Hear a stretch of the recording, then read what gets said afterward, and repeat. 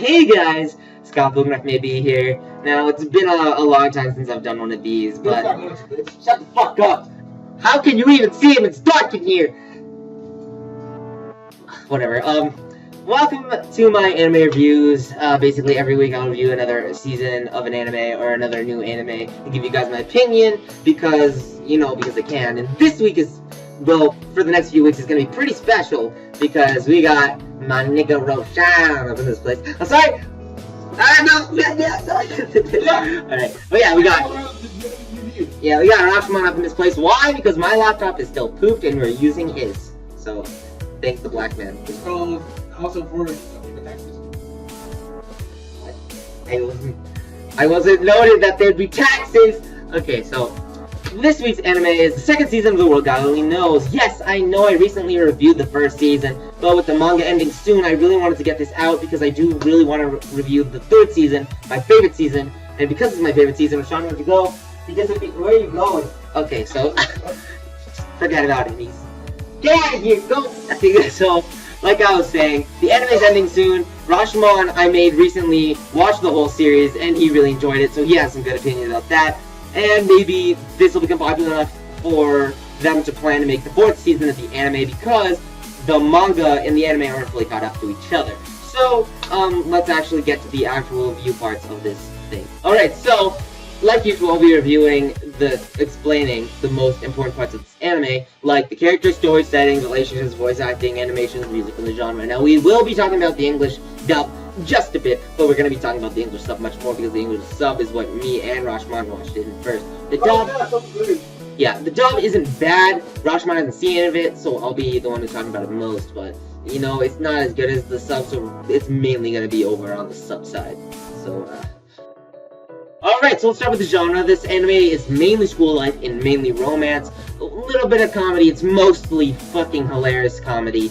And it fits well with this April theme, I guess. It is April now. It's like almost over April now. Shut the fuck up. You're black. Yeah, so it'll be a bit of fantasy, but it's mostly focused on the romance and the comedy of this anime. Alright, so for the setting, I don't really know the specific region or even the school. Tokyo! But yeah, the whole season, this whole season is basically main in their school. I know first season didn't really have the school much as you would expect for it to be a school-like anime, but this season was mainly at school, mostly at school. Nothing really else happened at other places. Rarely were they outside of school. So, yeah. Alright, so now for the characters, this season has no real changes in the main cast, in all honesty, so I'll only be recapping what I said before in my review of the first season. Alright, so first is Keima Katsuragi. He is funny as hell. He is only interested in the visual novel video game world and only likes girls from that world. He is always playing a PFP, which is basically a PSP. He calls himself the god of conquest like I do. I get all the bitches! Okay. So he can conquer any girl, real or virtual. That's why he calls himself the god of conquest. All he wants to do is pick up the girls in his games, but is forced into this whole fiasco situation due to the second main character, which is Elshi, and she is a demon girl who is sent to the real world to Keima. She's fucking useless. She's useless as hell, and I can't explain this even more than I can. She is there to help Keima capture bitches, because there's an actual reason. When we get to the story part of this review, you'll understand. But they are trying to hunt down their souls. Fuck Aqua! She's not useful! She's useless! Okay? No, we're not talking about this. Okay, we'll talk about her when Season 3 comes up into our review system, okay? But forget about Aqua right now.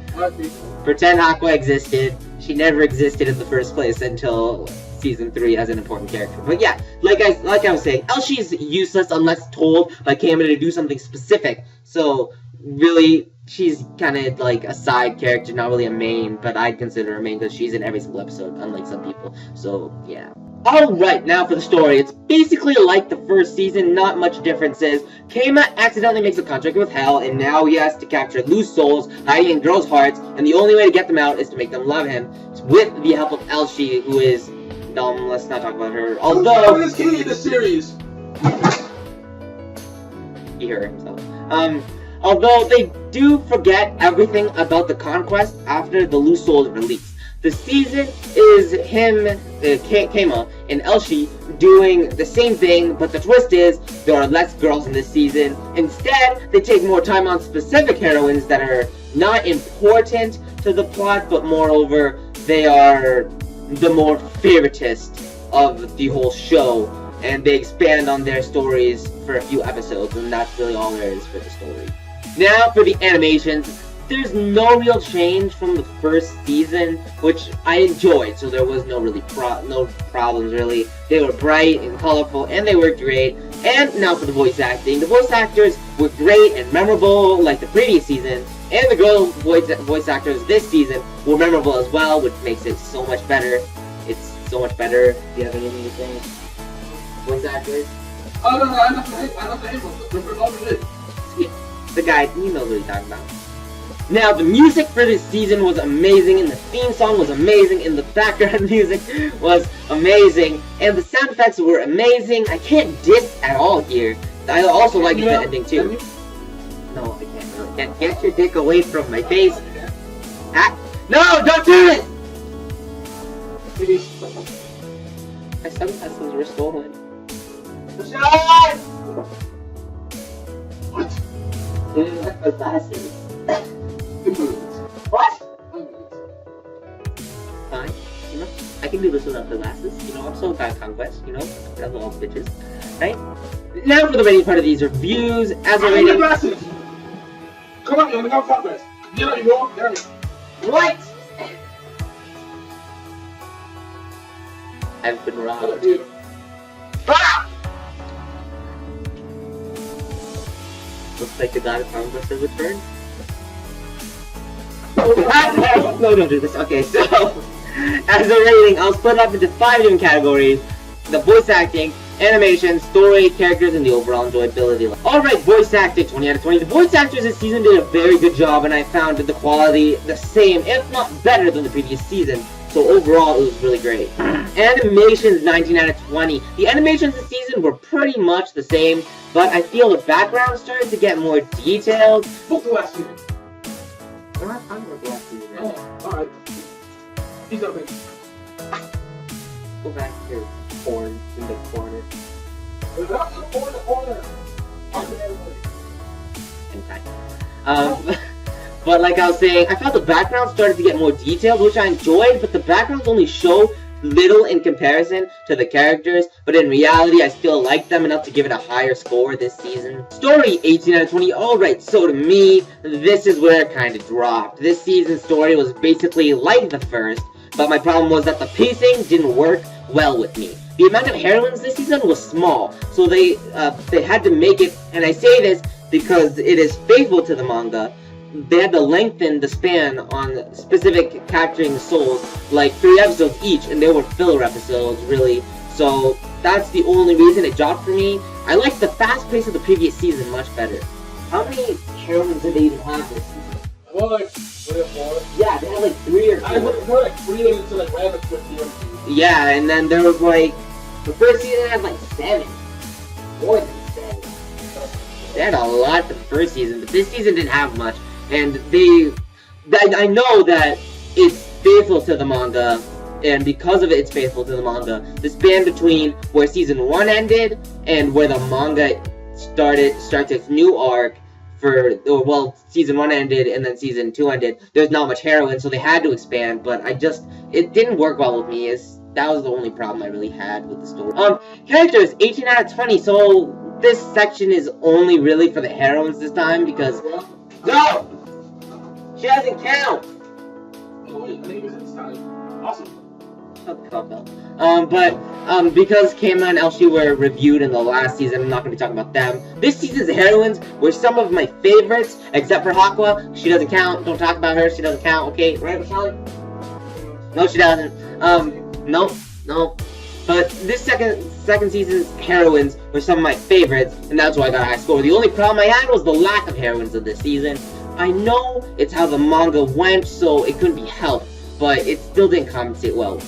Alright, enjoyability 15 out of 20. This season was great and all, yeah, but the pacing made it not as enjoyable this time.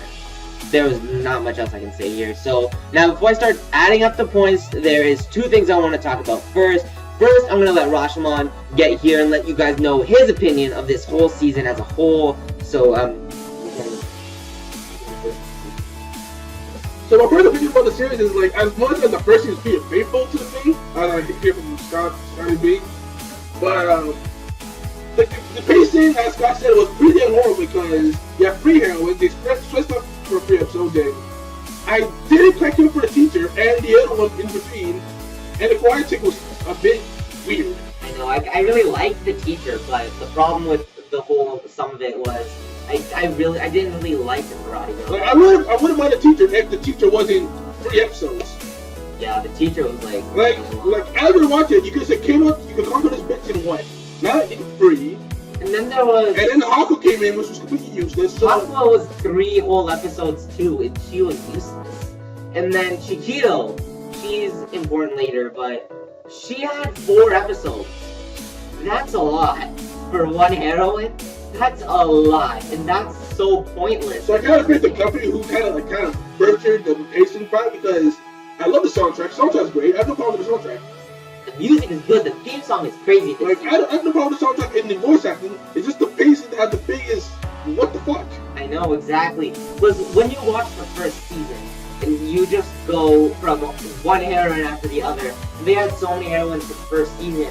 You're so good with the pacing because you're so into him just picking up a bitch after bitch. And now the second season, you're stuck with it. Yeah, second season you're stuck with a heroine for a few episodes. You're stuck with it with no reason, but unlike the first one, they can't explain in the first one, but to a sense. But the second season, there is no possible reason why it takes to give it so long. It seems like he was delaying time just for him to bring out what captain he was going to do. Exactly. It was disappointing, but it wasn't that disappointing to give it a 2 low score. And honestly, like it's not like he was not gonna capture her. You know he's gonna do it. Yeah, you know he's gonna do it, but it's gonna take him a while. It was annoying that he had to take a while for this, but in the last season, the only person I think that had multiple episodes was Kanu, and she had 2 episodes only, and that's okay. And I liked her 2 episodes because I liked Kanu, but the pacing was so bad compared to the first season. You get so into the quick pacing, one after the other, and then you get to the second season where why is Cayman taking so long to get this one chick? Well, considering the last season he got girl after girl in love with him so quick, and it was just quick. Anything else to say? Would you recommend the OVA that comes up after this, that comes out this year? Yeah, well, I'll talk about that in a minute or two, but yeah, you can get it in the season as well. Alright, we got a conquest. You're not the conquest! I am got a conquest! We've talked about this! Okay, like I was saying, now we're gonna get straight to the actual, point system. Okay, now that we're both done ranting on a bit, I've decided that I wanted to make us talk about if it was a worthy sequel to the first season. Now, I think that to the point with the pacing being really slow compared to the first season, although it did have a lot of the aspects that were the same and they worked really well, I still think it was worthy of a second season. I still think it was worthy to be called a sequel to this series. What about you? I think it's worthy, but I'd rather the pacing be like the first season. Yeah, the pacing was so much better in the first season. I don't know the first season and the pacing of this one. Like I was saying, the manga, the span between the first season where it ended and the third season where it starts was really short, so there wasn't that many heroines. So they had to, although I don't understand why they couldn't try and get a 25 episode slot for the first season. Couldn't just spend the episodes? Yeah, Seemed popular enough to get 3 seasons. I also agree that I think they're planning on a 4th one after the manga ends soon, like I was saying before. So that's our opinion. I think it was worthy. Yeah, it was worthy. It was worthy to be a second season, but the pacing was horrible. I think the pacing was the huge fault of the season. It was the biggest fault for this season. Now, the overall score time, it is 90%, 90 out of 100, an A+ for this season, and I hope you enjoyed this anime review. If you want to, there's a link below to watch this whole anime, season 1, 2, and 3, and does it have the 10 yards? I don't think it has the 10 yards. So. You have to put the 10 yards in the thing. Yeah, so there will be a link to watch the 10 yards as well. before I continue talking about blah blah blah, the Tenry arc is very important because Tenry is one of the girls that Hima captures in the manga, and she is extremely important for season 3. So if you do not watch her OVA, then you are basically confused as fuck for season 3. How about you? Just if you put it up to season 3, end me first, and then first season because you fucking lost. Watch season 1, season 2, Tenry arc, which is the OVA, and then watch season 3 because the Tenry arc, without it, you will be extremely confused. Because Tenry is the most important character in season 3. So you'll want to remember that. So, like I was saying, you can watch it free online on Crunchyroll. There'll be a secondary link to watch the Tenry arc. Thank you guys for watching. Scott Pilgrim, maybe out. Before we go, I want to thank Rashomon for letting me use his place and use his stuff to record and edit. This is all thanks to this guy. If you guys don't know, my Kingdom Hearts series right now is being all recorded, edited, and stuff by this guy. I'm using his capture card recorded at his place with my PlayStation, with my voice, him, and sometimes Joe, always with him because it's at his place, using his laptop to render and edit and upload. So I gotta give this guy props. Thank you, my nigga. My motherfucking nigga. But thank you guys for watching. Scott Pilgrim, Rashomon12345. And I'm out. See you guys later.